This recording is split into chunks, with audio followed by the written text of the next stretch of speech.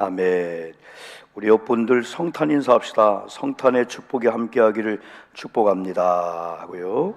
네.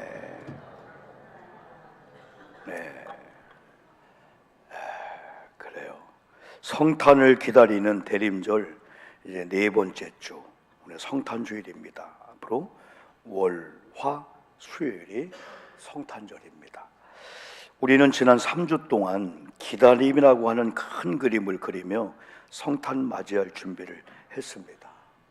우리가 시간이 많이 가고 신앙의 경륜이 많이 높아지고 예수 믿는 여러분 그 횟수가 늘어날수록 이런 성탄절 하면은 그냥 어디에 딱 빠지기보다도 과연 성탄하신 예수님을 내가 맞이할 준비를 하고 있나. 지금 내 몸의 상태가 이런 관계라면은 주님이 오실 수 있나. 우리 부부 관계 속에 주님이 오신다면은 이런 관계 속에 우리 주님이 오실까? 우리 교회, 대한민국에 하나님이 오신다면은 오실까? 초림의 예수는 사실은 외양간에 탄생하셨어요. 머물 수 있는 여관이 없었어요. 얼마라면 소요양간이면 소, 말이면 말, 양이면 양의 똥 냄새들. 예수님이 태어날 때 배내 옷도 없었어요. 예수님을 여러분 받을 수 있는 뭐라 하죠? 그것도 없었어요. 다 지푸레기에다가 얼마라면 껄끄러운 그런 상태였었어요.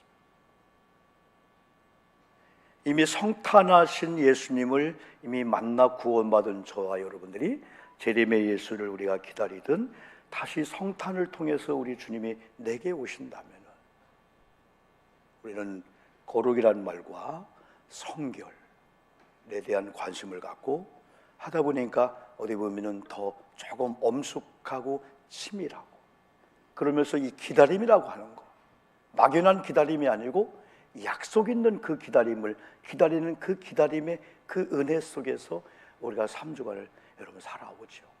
저는 목사이기 때문에 더더욱 그렇습니다. 이런 만남은 안 만나야 되겠구나. 이렇게 오라고 안 가야 되겠구나. 조금 정리하면서 만날 사람 가야 될 곳을 이렇게 정리하면서 거의 예배와 연결되는 그런 소그룹들이 이런 모임에는 가서 예배하면서 여러분 좋은 신앙의 대화를 나누고 그랬습니다. 왜냐하면 우리 이 깨끗한 흰 옷을 입고 가면은 사람이 조심해요. 앉는 것도 조심합니다. 왜 금방 뭔가 튀면은 옷이 더러워지는 걸 느끼기 때문에. 그래서 우리는 지난 3주 동안에 이 기다림이라고 하는 큰 그림 속에서 거룩성, 성결, 주님이 오시기에 합당한 내 마음일까? 우리 부부관계 속에 주님이 오시기에 합당할까? 그러다 보니까 이런 대림절 기간에는 회개라는 기도가 많이 나오는 거예요. 하나님, 제가 잘못했습니다. 하나님, 제가 문제입니다. 누군가를 합니다. 교회마저, 목사님들마저, 성도마저 세상 사람처럼 그냥 데몬스트레이션 하고 해야 되지만은 우리는 그래도 그리스도의 이런 사랑과 이런 성탄의 은혜를 생각하면서 우리는 가슴을 치면서 울고 때로는 나라를 생각할 때, 민족을 생각할 때, 우리 아이들을 생각할 때, 다음 세대를 생각할 때 다음 세대가 기성세대가 하는 걸 때로는 모르기도 해야 되는데 지금은 공영방송이나 공중파나 그냥 유튜브를 통해서 신랄하게 다 하다 보니까 우리 아이들이 공부해서 뭐해? 학교에 있으면 뭐해? 다 정치인 되고 다 경제인 되고 다 그냥 세상에 그냥 돌아가는 일 속에 흥탕물 속에 끼어든다면은 그리고 우리 아이들에게 잘못된 이런 법들이 만들어져서 무거운 짐을 진다면은 우리는 그냥 지나가지만은 얼마나 고통과 얼마나 아플까. 그래서 한 번쯤은 다음 세대 우리 손주들, 우리 아이들이 살아갈 그 세상을 생각하니까 가슴이 미어지는 거예요. 저들도 성탄 예수를 만나야 되는데, 성탄 예수 만날 준비해야 되는데 그런 마음을 가지고 또한 기도하다 보니까 사실은 거룩한 삶을 살 수밖에 없었죠. 어떤 모습이 주님 오실 때 아름다운 모습일까를 우리는 고민도 했습니다. 우리 몸이나 가정이나 교회란 영역입니다. 이 일을 위해서 철저하게 회개의 삶을 살았고 또 살아가고 있습니다. 오늘은 성탄 선물이라는 제목을 가지고 첫 번째 최고의 선물이신 성탄 주인공이신 예수님을 선물로 받았다. 선물의 포장지를 열어보니까 예수야.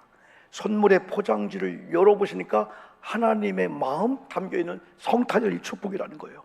누가 주셨어요? 하나님께서. 예수의 성탄의 선물. 죄로 말미암아 죽을 수밖에 없었어요. 죽어서도 영원한 지옥 들어가지만은 이 세상에서도 영적 마귀를 원하든 원치 않든 거짓말쟁이 요한복음 8장 44절 아버지의 아들로서 불행한 삶을 살 수밖에 없는 거예요. 이렇게 밤잠 안 자고 노력하고 공부하고 애를 쓰고 사업장 사실 20년 30년 마니아가 되어서 그냥 막 술술 열려야 되는데 40년을 살아도 50년을 살아도 경제 문제, 건강 문제, 아이들 속썩 이런 거 환경 문제는 더하면 더했지 덜하지 않나. 풀리지 않는 그런 문제 속에 우리가 여러분 살고 있습니다. 그런데 이런 걸 익히 아시고 예수 그리스도를 성탄의 선물로 보내셔서 죽게 했단 말이죠. 우리가 그런 은혜를 받은 우리들, 지상 최대의 사건, 하나님께서 예수를 보내신 사건이라면 세상 최고의 선물, 최상의 선물, 최고 아름다운 선물, 내가 받은 선물 중에 생명을 위해서 예수님을 하나님이 보내주셨고 예수님이 죽었고 예수님이 내 구주가 되었구나. 여러분, 하나님께서 성탄의 선물을 누구에게 보내줬을까요? 믿는 자를 넘어서 누구나입니다. 우리가 잘 알고 있는 하나님이 세상을 이처럼 사랑하사 독생자를 주셨는데 이를 믿는 자마다 구원을 받는다고 했는데 이 세상은 온 세상을 다에게, 타종교 아니면 안 믿는 사람들, 죄인들, 뭐 그냥 건달들, 이 세상에 있는 모든 사람을 위해서 오셨는데 중요한 것은 사랑의 대상이 온 세상이었는데 이 구원이라고 하는 성탄이라고 하는 선물을 받아서 다시 말하면 영접하고 구주와 주님 믿어 구원받아 그리스도인 된 자들에게는 하나님의 자녀의 권세뿐 아니라 하나님이 주시는 이 은총을 우리에게 주셨단 말이죠. 그래서 조건이 있다면은 받는 자가, 하나님은 다 사랑을 베풀었어요. 예수님은 온 인류를 줬는데 누가 구원받느냐? 성탄의 선물이신 예수를 받는다는 의미를 그분을 나의 구주와 주님으로 영접하여 칭의를 얻고 하나님의 자녀가 된다. 중요한 것은 누구든지 성탄 선물을 받아 누리시다는 거예요. 빈부귀천을 막느라고. 심지어는 어린아이들까지도. 옛날 우리 어릴 때는 아이들은 죄가 없으니까 애들은 그냥 천국 가. 그러나 성경은 아이들도 예수를 믿어야 돼. 심지어는 복중에 있는 태아도 구원받아야 돼. 낙태하는 사람들을 보면은 성경의 이역에 무지했죠. 그러니까 내가 생긴 내 생명을 내가 죽이는데 하고 낙태를 했어요. 그런데 성경은 복중에 있을 때부터 너를 택정했다고 보면 복중에 있을 때 생명이라는 거죠. 아이들도 어른들도 부모들도 누구든지 성탄의 선물이신 예수를 만나고 구원받는다. 이게 하나님의 이 마음입니다. 저는 이번에 한경희 권사님이라고 여러분에게 한번 간증했습니다. 정말 우리 어머님이 90세, 한경희 권사님이 95세. 요 기도의 또래가 있어. 교회를 살리는 또래. 목사님의 비전을 중심으로 했던 물질 개해가지고 11조, 주일 성서, 부흥집회, 교회 사역에 정말 열몇 명 되는 영적 기도 그룹이 있었어요. 교회를 어렵게 하는 그룹이 아닙니다. 얼마나 신령한지, 얼마나 영적인지 기도에 아주 신령한 그런 분들이에요. 시어머니를 옛날 삼잖아요. 우리 형님의 어머니를 삼은 우리 한경희 권사님이에요. 근데 지난주에 한나라 가셔서 저 서산에 한번 이렇게 다녀왔습니다. 다행히 서산에 우리 동영 모임이 있는데 바로 15분 걸리는 서산에 있어서 은혜교 잘 다녀왔습니다. 아들이 장로님이세요. 서산중앙감리교회. 한경희 권사님이 가셨네. 한경희 권사님 돌아가셨네. 한경희 권사님도 천국 가셨네. 그러면서 지난 옛날 얘기하면서 어릴 때 교회당 종소리, 저 우성 감리교회 시골에 우리가 어릴 때 저분들의 기도하는 모습, 교회를 섬기는 모습, 여러분 또 김장하는 모습, 아니면 대신방하는 모습, 성탄절날 어린이 성경학교 때 막 옥수 쪼든 모습, 이게 다 연상이 되면서 이제는 아름다운 천국에 가셨구나 이 생각할 때, 한편 또 만약에 이런 분들이 잘 살고 못 살고를 떠나서 성탄 선물이신 예수를 만나지 않고 끝까지 예수 믿지 않고 마지막 그냥 자연적인 죽음을 했다면 얼마나 가슴을 좀 동구했을까. 슬프지만은 또 한편 위로받는 그런 여러분 장례식도 한번 제가 다녀왔습니다. 성탄의 선물이신 예수 그리스도를 우리가 받자, 그분을 믿어야 된다, 누려야 된다. 우리에게는 최고의 선물이다. 세상 최대의 선물을 내가 이미 받았다. 만일 죽을 수밖에 없는 내 자녀를 위해서 누군가 죽어서 내 자녀를 살렸다면 평생에 여러분 그 은혜를 갚으려고 몸부림을 칠 겁니다. 가슴에 사무칠 겁니다. 저분 때문에 내 자녀가 살았네, 내가 저분과 저분 자녀를 내가 살려줘야 되지, 그 고마움을 가지고 어디 보면 성탄절날 이 하나님의 이 사랑과 하나님의 은혜와 이 성탄의 이 구원이 담긴 예수를 이 받았다라고 하는 우리가 얼마나 그 귀하게 여기느냐, 얼마나 누리고 있느냐에 따라서 그 가치는 달라지는 거예요. 두 번째는 이제 우리가 선물을 드려야 할 때가 되었습니다. 어떤 선물을 준비해 드려야 될까요? 우리 예수님이 어떤 선물을 원하실까요? 하나님은 최고의 최선의 최상의 가치가 독생 성자 예수 그리스도에 있었어요. 이유는 저와 여러분을 사랑했기 때문에 예수님의 가장 귀한 가치를 우리의 가치 앞에 그냥 여러분 헌신하고 희생시킨 거예요. 하나님이 오목사를 사랑해요. 여러분 세상에서는요, 사랑받았다라고 하는 마음만 가져도 이 험난한 세상을 이길 수가 있어요. 근데 대개가 난 부모님 사랑도 못 받았어, 그러니 남편 사랑도 못 받아, 어쩌다 애들 사랑도 못 받아, 자기 가슴을 치는 사람 못 살아요. 그러다도 교회 와서 하나님이 나를 사랑했어, 내 죽음을 대신해서 아들을 대신 바쳤어. 그 순간에 세상이 뒤집어지는 거야. 눈이 뒤집어지는 거야. 내가 사랑을 받았구나, 내가 이만한 사랑을 받아서 구원받아서 내가 죽어서 천국 가지만 이 땅에서도 하나님의 아들의 권세를 가지고 권위를 가지고 상속자의 그런 권세를 가지고 내가 살 수 있네. 여러분 눈이 달라져요. 어깨가 달라져요. 때로는 돈이나 환경이나 이런 걸 통해서 우리가 길을 죽었다가 아니네, 내가 하나님의 이 놀라운 선물을 받았네.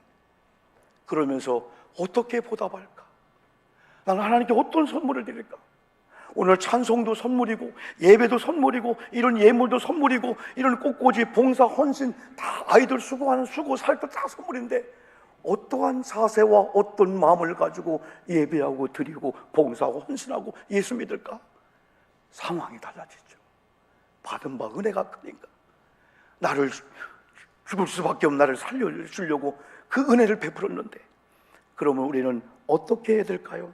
다시 성경으로 돌아가야 되는데 동방박사 얼마나 많이 말씀을 들었습니까? 저는 이 말씀을 묵상하다가 동방박사가 황금과 유향과 몰약을 미리 준비하여 아기 예수께 드렸습니다. 그들에게 있어서는 준비된 예물이었어요. 동방박사들을 아무리 연구해보면 첫 번째, 하나님을 경외했던 사람, 하나님을 신뢰한 사람, 하나님을 사랑한 사람, 하나님의 사랑을 받고 그 사랑에 심취한 사람, 그 사랑에 푹 빠진 사람, 그 먼 거리 한 달도 아니고 두 달도 아니고 때로는 1년을 걸릴지 모르는데 하나님의 지시함이 그들에게 두 가지로 나타납니다. 하나님을 경외하고 하나님을 사랑하고 하나님을 신뢰했기 때문에 하나님께서 별을 통해서 계시하는 별의 계시에 순종할 수밖에 없었고, 또 하나님이 천사를 통해서 헤롯궁으로 가지 말고 다른 길로 가 했을 때 그러면 큰일 나는데요, 왕과 약속했는데요, 죽을지라도 천사의 계시를 듣고 다른 길로 가는 이 동방박사들의 모습은 하나님을 경외한 깔다기에 하나님을 사랑하고 하나님을 신뢰했기 때문에 마태복음 2장 9절 우리가 읽었죠. 박사들이 왕의 말을 듣고 갈새 동방에서 보던 그 별이 문득 앞서 인도하여 가다가 아기 있는 곳 위에 머물러 서 있느니라. 이들은 천문학자, 별을 연구한 사람들, 오늘 말하면 최고의 엘리트입니다. 하이클래스입니다.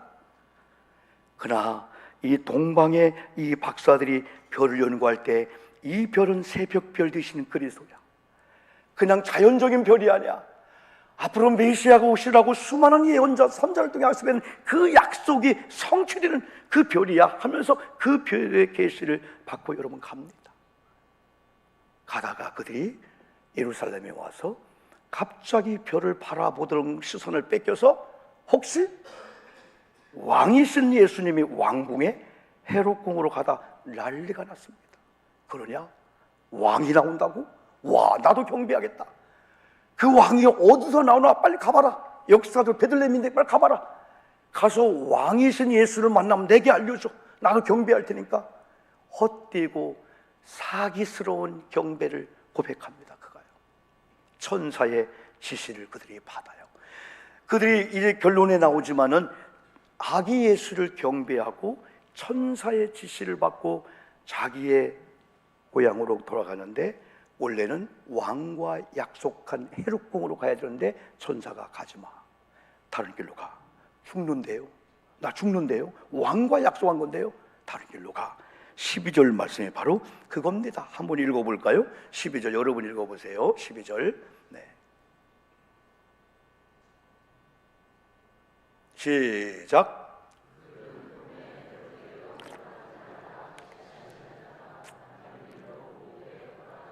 하나님을 경유했기 때문에 죽음이 앞에 있을지도 모르는데 천사의 지시를 받고 하나님의 사자의 지시를 받고 왕과 약속한 걸 파기하고라도 다른 길로 갔다 이거죠.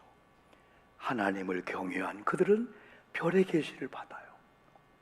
하루가 아니에요, 이틀이 아니에요, 한 달이 아니에요. 여기서 하나님을 경외한 사람의 신뢰감 속에 기다리는 거, 이 기대하는 거.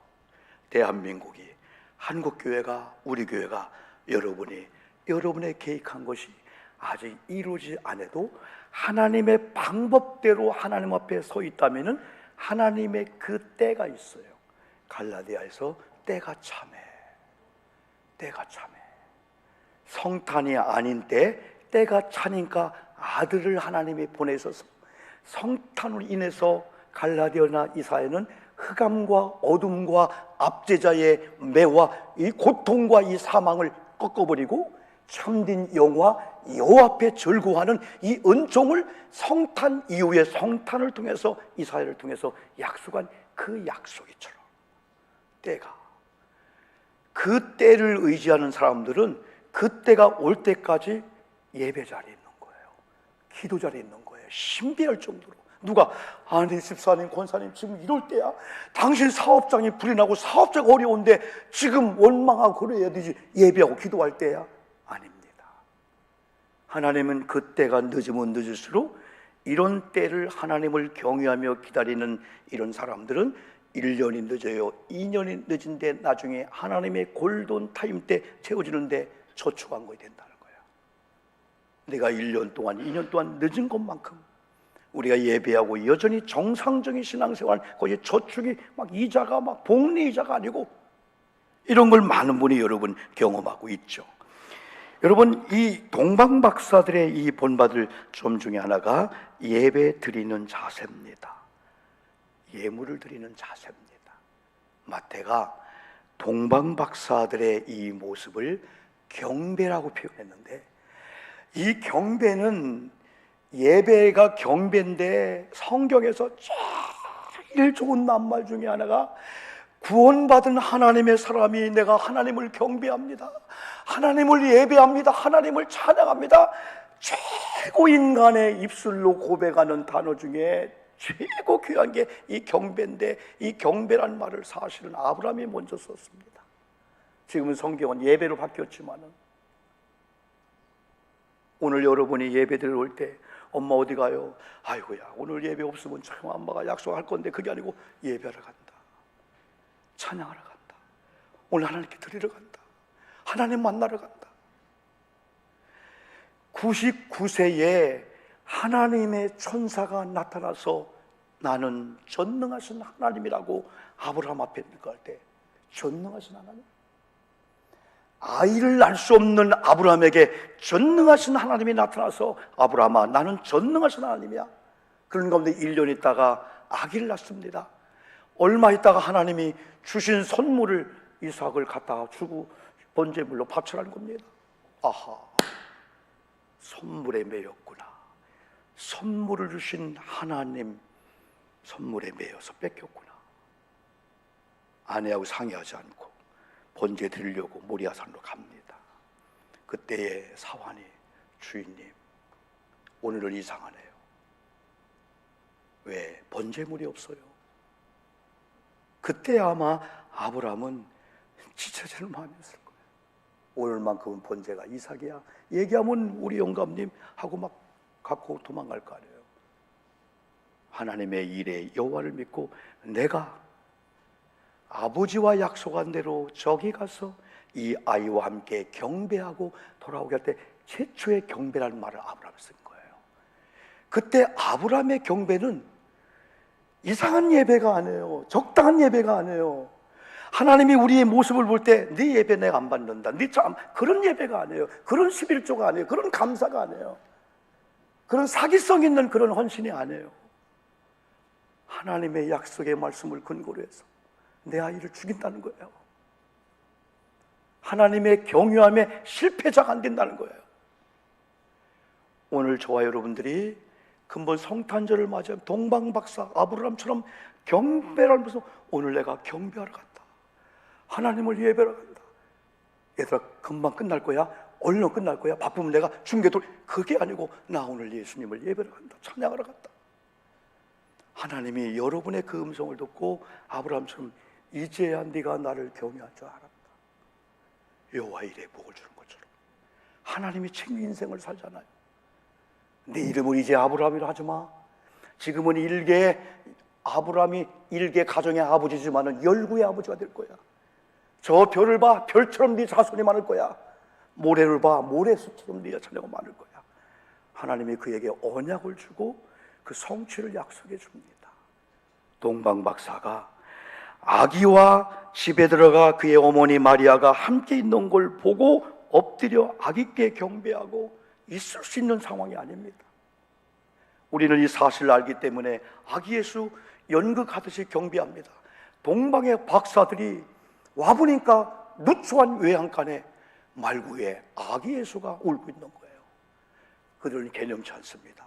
하나님을 신뢰했고 하나님을 경외했기 때문에, 하나님을 사랑했기 때문에 사랑하는 하나님이 별의 계시를 통해서 여러분 베들레헴 여기까지 오게 했고, 비록 그들의 시선에 보이는 예수는 아기 예수지만은 그들의 모습은 보고 엎드려 그랬어요. 아기께 경배하고. 마태가 쓴 이 경배는 동방박사, 당신들은 정말 경배하는구나, 진짜 예배자구나, 진짜 예배하러 왔구나. 그 경배하고 보배합을 열어 황금과 유향과 몰약을 예물로 드렸다 했을 때 저는 보배합이 지폐가 아니었어요. 하나의 황금, 유향, 몰약을 담은 상자였었어요. 상자였었어요. 낙타를 타고 물을 건너서 산을 건너서 교통수단이 좋지 않은 그런 가운데 가장 나그네는 가볍게 하는 건데, 그들은 아예 집에서 출발할 때 별의 계시와 약속의 말씀을 믿고 아기 예수님 만나면 미리 드릴 예물을 미리 준비했다는 거예요.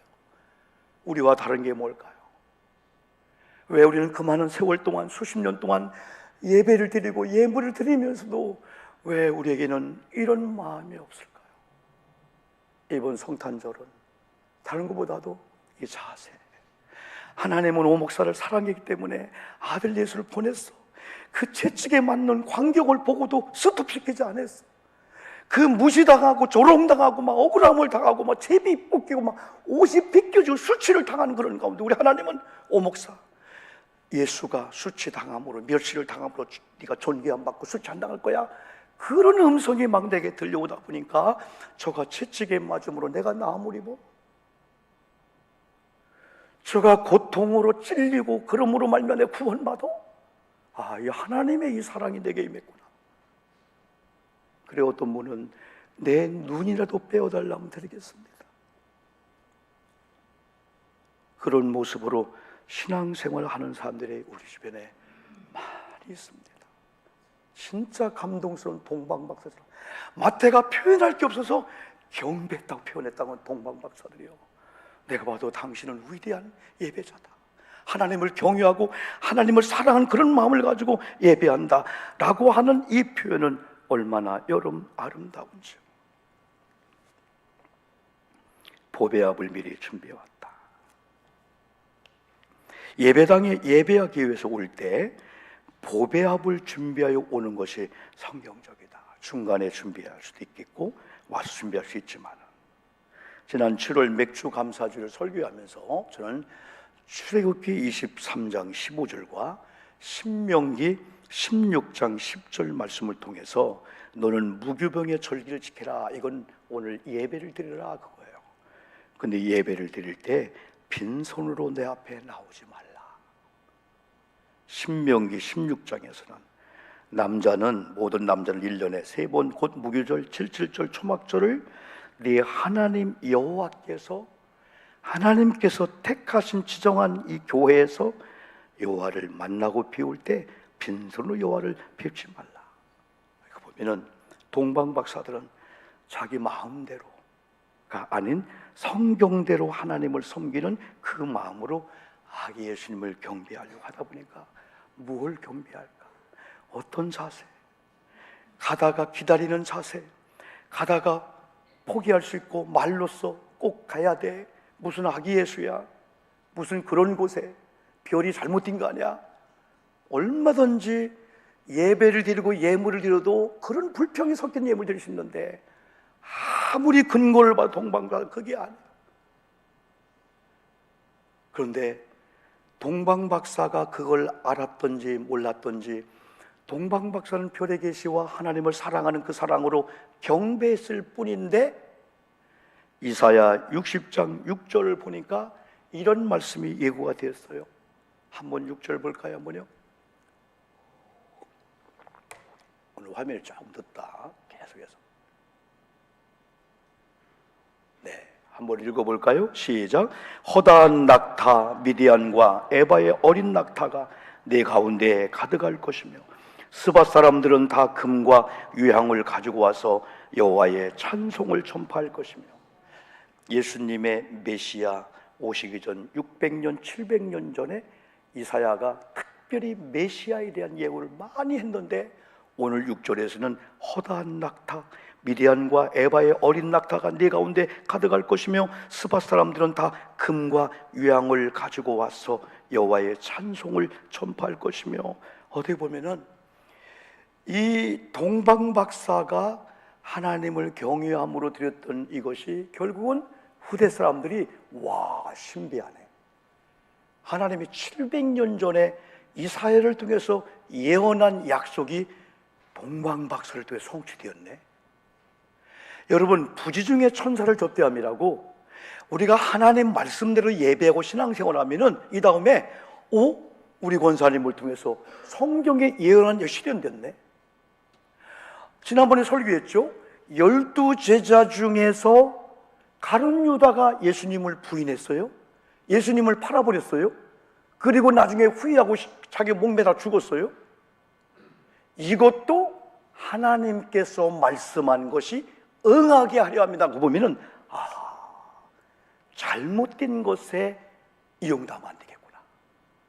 동방박사들처럼 부중에 천사를 접대함이라고 그냥 봉사했는데, 그냥 예배했는데, 그냥 경배했는데 성경에 600년 전에 700년 전에 이사야를 또 예언한 게 바로 이거였어 라고 주님이 한다면 와, 얼마나 여러분 축복의 사람들일까요?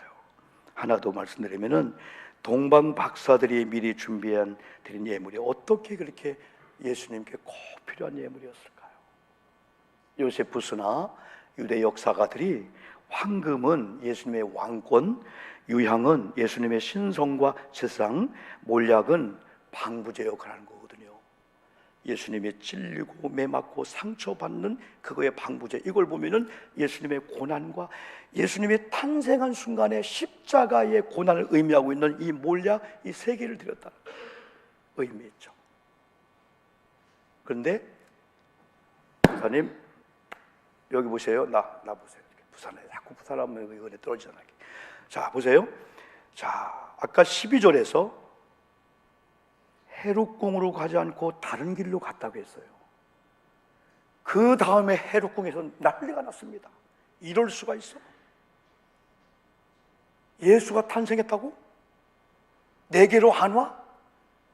그때부터 바로가 모세를 죽이려고 사내아에게 살생정책을 한 것처럼 이 헤롯이라는 사람이 지금부터 2살 아이를 남자를 다 죽여라.